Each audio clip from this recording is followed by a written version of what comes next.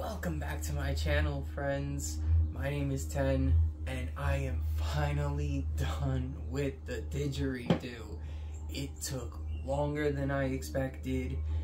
I wanted to go out somewhere to play the first song, and the weather just didn't want to cooperate with me. It's been raining the whole time, so I did what I could here in my room, and the didgeridoo's been done. I didn't want to keep you guys waiting. I wanted you to see what I had done. So, without any further ado, the big reveal.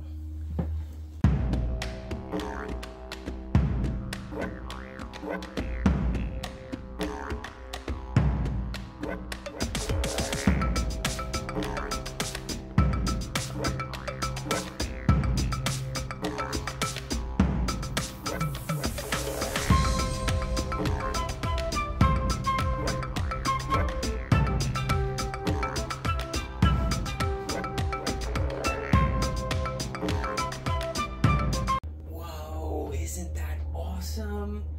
Now that's a work of art right there. Look at that. From what it was when it came in an Amazon box to what it is now, I'm super proud of all the hard work that I put into this. Since I'm not good at art, I literally picked the easiest design that I could think of, which is circles and straight lines. I did a little circular swirl all the way around, going from the mouthpiece all the way down to the very bottom of the bell. Just something that kind of symbolizes breath swirling around. And so it didn't look so bare from top to bottom, especially because I put so much busy work on the bell. The bell is definitely the pride and joy right here of all the customization. Up here in runes is my family name, which is Janusz.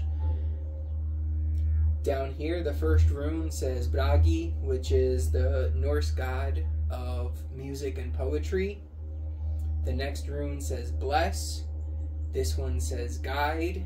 And this one says Drone. So I figured a small little incantation right here, like Bragi, bless your son Janusz, guide my drone. Something simple, something cool looking, and something a little bit different.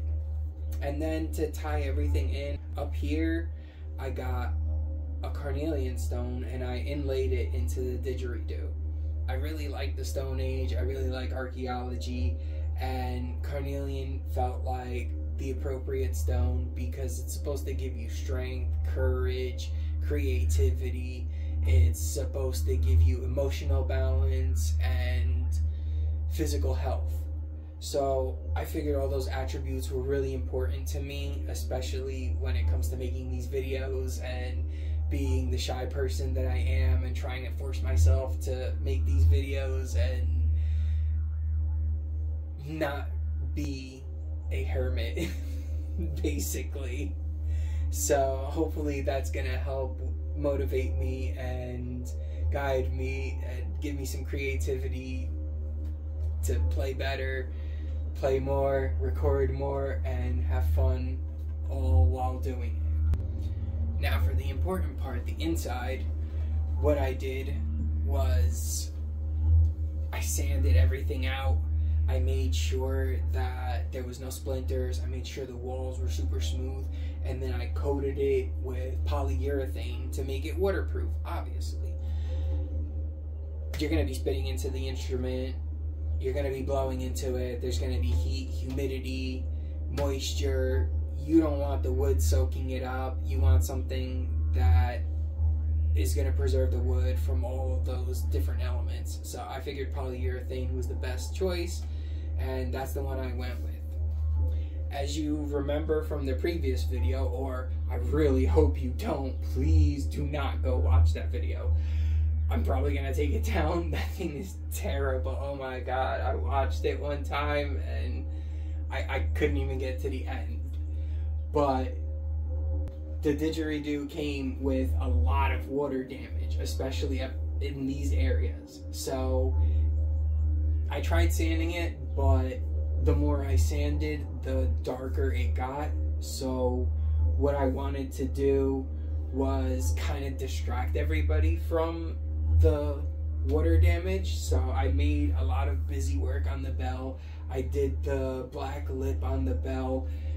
This way it's not really as noticeable when you look at it that there's water damage because of the dark contrasts. And after I was done doing all the decorations, I sanded everything down and coated it with matte acrylic. I didn't want anything shiny.